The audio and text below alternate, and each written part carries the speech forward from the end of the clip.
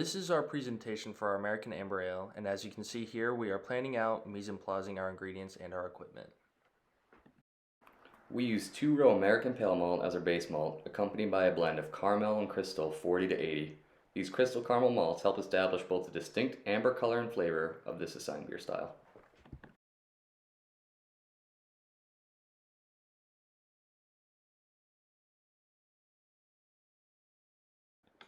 Beer making requires the use of filtered water to reduce the impurities found in tap water.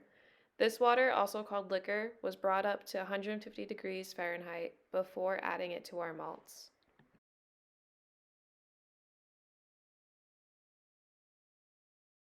In this step, we are adding the liquor to the malts, which in return creates our mash. This is also known as the dough-in process.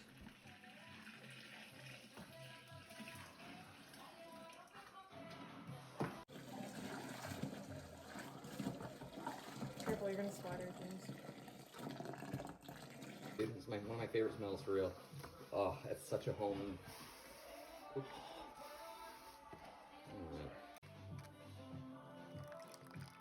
Got that nice soupy oatmeal consistency. You can see them steeping, just like coffee.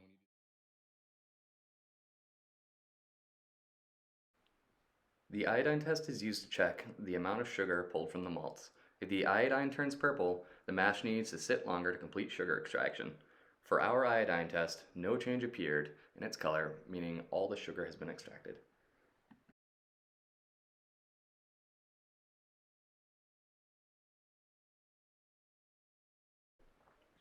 Lautering is a process of recirculating the wort through the mash to help increase clarity. This process took us about 10 minutes.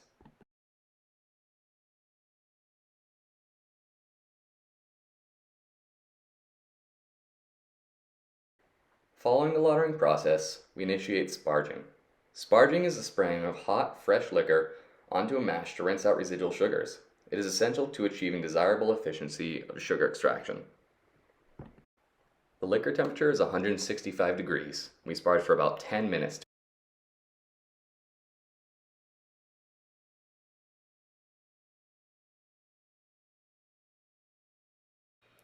After the sparging step, we return our wort to a pot where we put it back on the stove and bring it to a boil. In this step, we bring our wort back up to a boil and we skim off the protein that accumulates on the top of the wort. This step is optional, but it helps clarify the beer more and reduces the sediment left in the final beer. After boiling the wort for half an hour, we reserved about 3 cups of liquid and put it in the fridge to cool. We use this liquid to check the original gravity of the wort to make sure that the gravity was in the range we were targeting.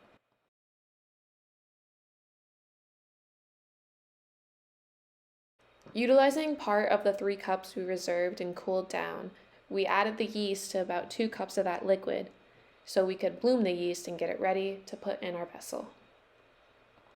The type of yeast we used was American Ale yeast, and we used 1 package. Hops are used for aroma and bittering. Our recipe utilized 1 ounce of a Cascade hop pellets for its fruity aroma, as well as a 1/4 ounce of Amarillo hop pellets for bittering, as they have a higher alpha acid level. Rohrfock tablets are a blend of Irish moss and purified carrageen that help purify the finished beer by bringing the haze-causing proteins and beta-glucans to the bottom of the kettle, thus resulting in a cleaner finished beer.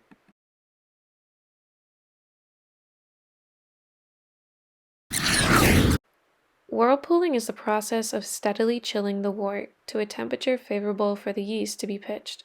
Whirlpooling increases the chances of hitting an exact pitching temperature. Too hot and the yeast will die, and too cold and it won't activate.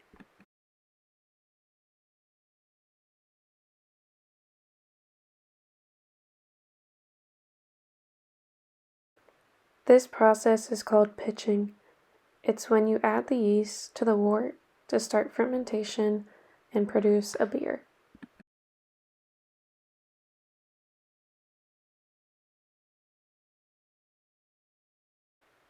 In this step, we add the wort to our vessel by using a funnel and making sure we don't pour it too fast. This helps reduce the air added into the vessel and the air added to the final beer.